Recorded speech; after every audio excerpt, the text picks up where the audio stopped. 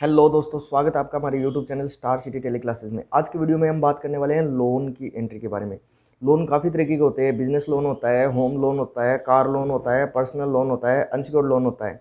Secured unsecured दो होते हैं। अगर अपन कोई बैंक के द्वारा या फिर कोई सिक्योरिटी देकर अगर कोई भी लोन लेते हैं, चाहे प्रॉपर्टी के डॉक्यूमेंट हो गए या फिर कुछ भी हो, तो वो सिक्योर्ड लोन हो जाता है। अनसिक्योर्ड लोन किसी भी पर्सन से या फिर कोई फर्म से, सोसाइटी से, किसी से भी अपन वैसे नॉर्मली अमाउंट लेते हैं विद इंटरेस्ट भी पे करते हैं उसको, या फिर इंटरेस्ट नहीं भी देते हैं, तो उसको बोलते हैं अनसिक्योर्ड लोन। किसी भी व्यक्ति से लिया गया लोन। और बैंक या फाइनेंस कंपनी के द्वारा लिया गया लोन हो गया सिक्योर्ड लोन। तो आज देखते हैं दोनों तरीके की एंट्री को, किस तरीके से अपन उसका टीडीएस डिडक्ट करेंगे और किस तरीके से एंट्री करेंगे। तो चलिए वीडियो की शुरुआत करते हैं। अगर चैनल पर नए हैं तो सब्सक्राइब जरूर कीजिएगा, अगर पसंद आए तो लाइक एंड शेयर जरूर कीजिएगा। अब यहाँ पे आते हैं टेली के अंदर मैंने फ्रेश कंपनी ले रखी है।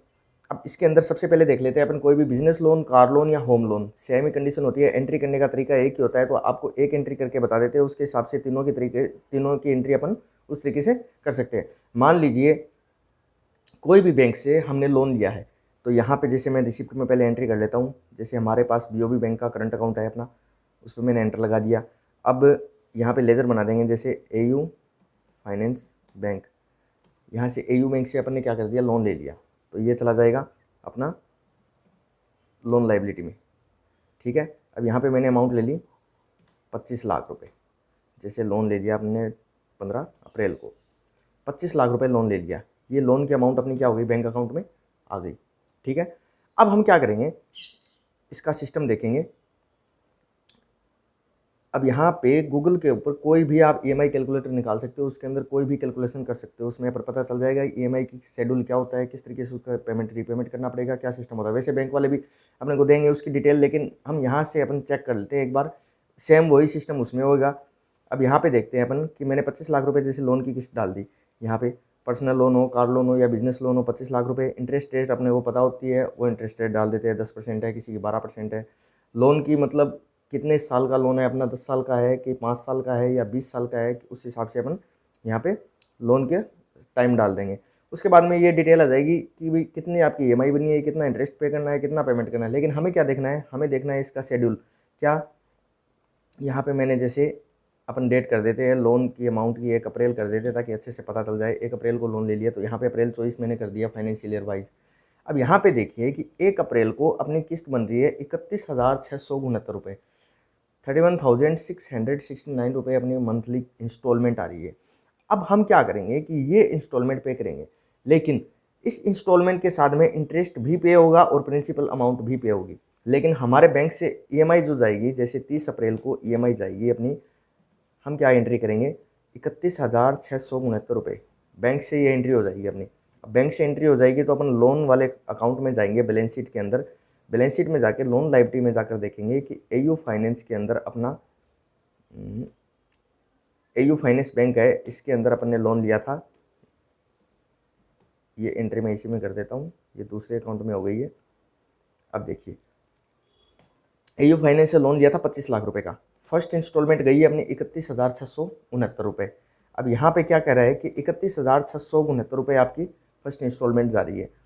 अब यहाँ पे उसमें से 18,750 रुपये इंटरेस्ट है और 12,919 रुपये आपका क्या है, प्रिंसिपल है। तो अब अपने को क्या करना पड़ेगा, या तो दो तरीके से कर सकते हैं अपन।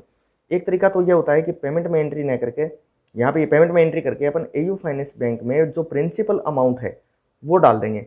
जैसे कितनी है, 12,919 रुपये। अब यहाँ पे अकाउंट बना देंगे इंटरेस्ट ऑन लोन, ये चला जाएगा अपना इनडायरेक्ट एक्सपेंसेस में। अब यहाँ पे इंटरेस्ट ऑन लोन, इंटरेस्ट कितना है, 18,750। अब यहाँ पे ये एंट्री हो गई 31,669 रुपये की, एक एंट्री अपने एक्सेप्ट कर दी। इसी तरीके से मंथ वाइज हम इस एंट्री को कर सकते हैं। पहला तरीका ये। दूसरा तरीका, अगर अपने को इस तरीके से न करनी हो तो यहाँ पे अपन क्या करेंगे, मंथ वाइज तो सीधी एंट्री कर देंगे। 31,669 रुपये फाइनेंस कंपनी के अपन ने नाम लिख दिए। अब यहाँ पे इस तरीके से ये हर महीने इंस्टॉलमेंट जाएगी, तो हर महीने अपन ये एंट्री करते जाएंगे। इंटरेस्ट वगैरह का, प्रिंसिपल का कोई ध्यान नहीं रखना है अपने को। अब यहाँ पे मैं एक बार एंट्री कर देता हूँ, ये 31/8, 30/9,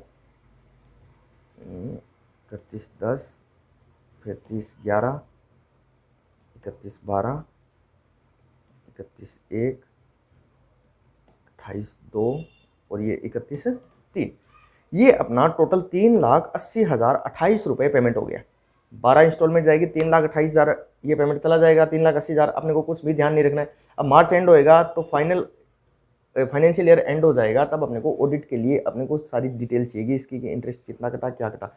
अब यहाँ पे देखते हैं कि फाइनेंशियल ईयर चॉइस में 1,61,685 तो अपना क्या जाना चाहिए, प्रिंसिपल जाना चाहिए, और 2,18,443 इंटरेस्ट जाना चाहिए। तो ये डिटेल है।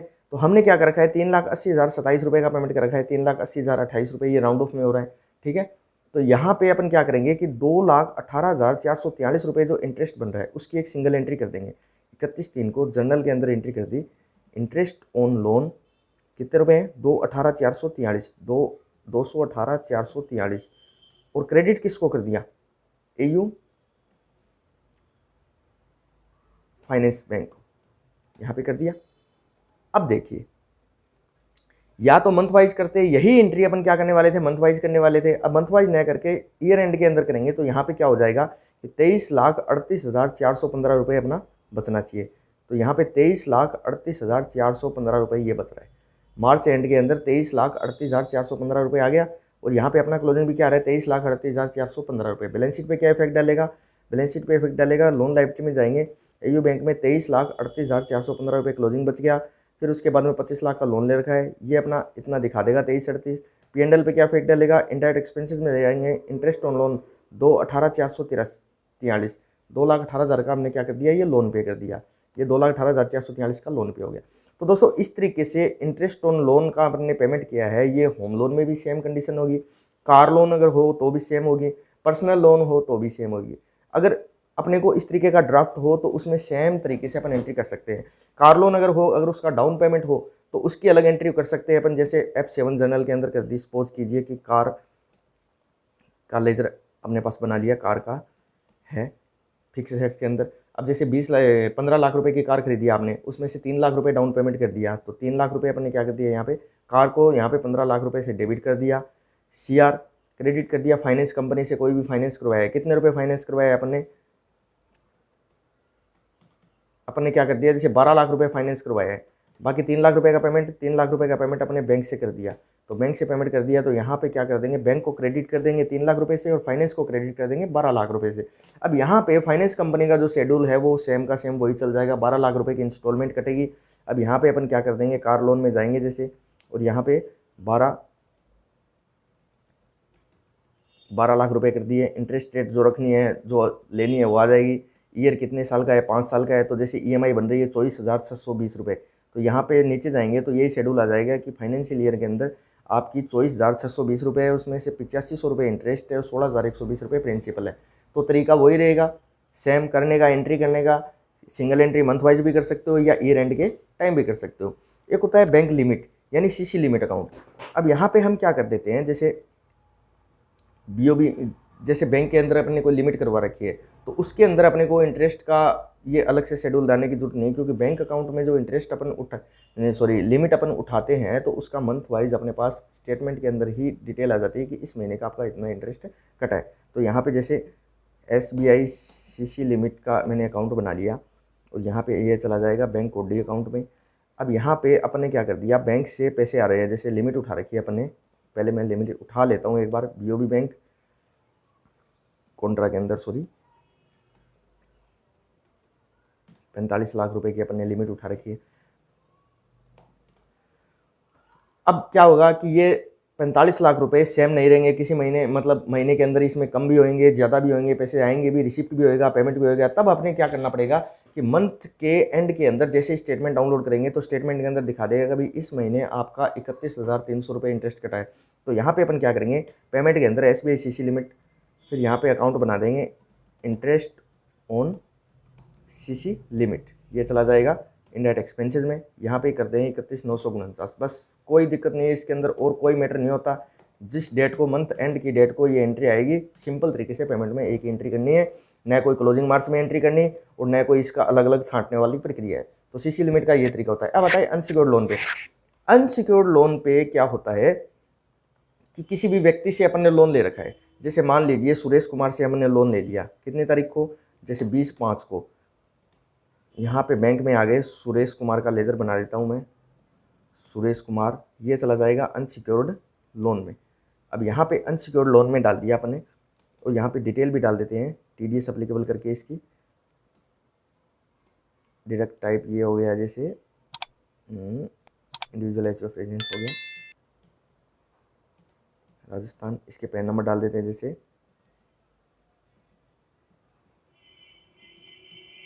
डाल दिया।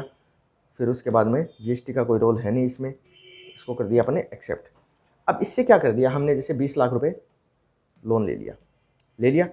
अब 20 लाख रुपए लोन लेने के बाद में अपन क्या करेंगे, 31 मार्च को इसकी इंटरेस्ट की एंट्री करेंगे ऑडिट करते समय।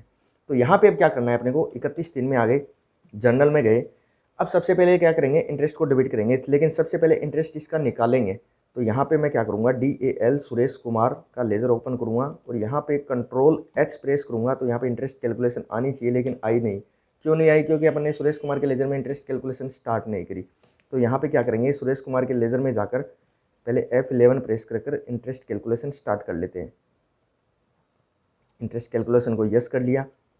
अब यहाँ पे सुरेश कुमार में कर लिया अपन ने इंटरेस्ट कैलकुलेशन, जैसे रेट कर दी 12%, 365 day year, all balance, Ctrl+A कर दिया।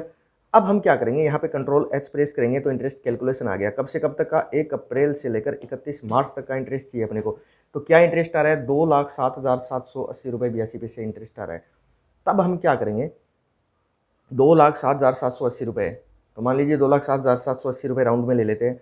तो यहाँ पे इंटरेस्ट पे करेंगे, 31/3 को एंट्री करेंगे, interest paid on CC limit loan, interest on loan. यहाँ पे TDS का यस करना है। तो इंटरेस्ट का लेज़र मैंने नया बना लिया, एक बार इंटरेस्ट का लेज़र नया बना लेते हैं यहाँ पे। तो इंटरेस्ट, अब यहाँ पे ये चला जाएगा इनडायरेक्ट एक्सपेंसेस के अंदर। इनडायरेक्ट एक्सपेंसेस के अंदर TDS यहाँ पे शो नहीं हो रहा, तो Ctrl+I प्रेस करेंगे और यहाँ पे TDS लिख देंगे, TDS डिटेल, और यहाँ पे कर देंगे इसको अप्लीकेबल करने के बाद में नेचर ऑफ पेमेंट में क्रिएट करेंगे। तो TDS इंटरेस्ट का होता है 194A हो गया। नेम दे दिया अपन ने TDS on interest, 194A section हो गया, ठीक है। उसके बाद में अपन कर देंगे विद पेन और विदाउट पेन। इसके अंदर क्या करना पड़ेगा अपने को, 10% TDS जैसे मैंने डिडक्ट कर दिया, ठीक है। इसकी लिमिट हो गई 5,000 रुपये। इसको मैंने क्या कर दिया, एक्सेप्ट कर दिया। एक्सेप्ट करने के बाद में अब यहाँ पे इसको Ctrl+A प्रेस कर देंगे। अब 2,07,780 हो गया। क्रेडिट अपने को क्या करना है, सुरेश को करना है, लेकिन पहले TDS को भी क्रेडिट करना पड़ेगा यहाँ पे। तो सबसे पहले सुरेश कुमार के लेज़र पे अकाउंट में, तो यहाँ पे ऑटोमेटिक डिडक्ट हो गया। फिर उसके बाद में TDS ऑन इंटरेस्ट का लेज़र बना दिया मैंने। यह चला जाएगा अपना ड्यूटीज एंड टैक्सेस में, और यहाँ पे चला जाएगा TDS में, TDS ऑन इंटरेस्ट, Ctrl+A। तो यहाँ पे इसका 20,778 रुपये TDS इसने ऑटोमेटिक डिडक्ट कर लिया। तो सुरेश कुमार के 187 अपने क्या कर दिया, क्रेडिट कर दिया, और 20,000 रुपये इसके नाम से TDS क्रेडिट कर दिया। इंटरेस्ट अपना 2,07,000 रुपये चला गया। अब यहाँ पे क्या करेंगे, सुरेश कुमार को अगर पे करना है तो बैंक के द्वारा अपन सुरेश कुमार को जितनी अमाउंट शो करेगा, पेमेंट जितना करना है उतना कर सकते हैं, नहीं करना है तो कोई दिक्कत नहीं है। लेकिन नेक्स्ट ईयर के अंदर जो TDS डिपॉजिट करने की डेट होती है, तो वहाँ पे अपने को ये TDS पेबल करना पड़ेगा। TDS ऑन इंटरेस्ट है, तो यहाँ पे इस अमाउंट को अपने को TDS का पेमेंट अलग से करना पड़ेगा भाई, चालान, ठीक है। तो इस तरीके से अनसिक्योर्ड लोन की अपन एंट्री कर सकते हैं, सिक्योर्ड लोन की भी कर सकते हैं, बैंक की भी कर सकते हैं। ओके दोस्तों, वीडियो अगर पसंद आए तो लाइक और सब्सक्राइब जरूर कीजिएगा। अगर आपकी कोई क्वेरी हो तो कमेंट करके ज़रूर बताइएगा। Thank you.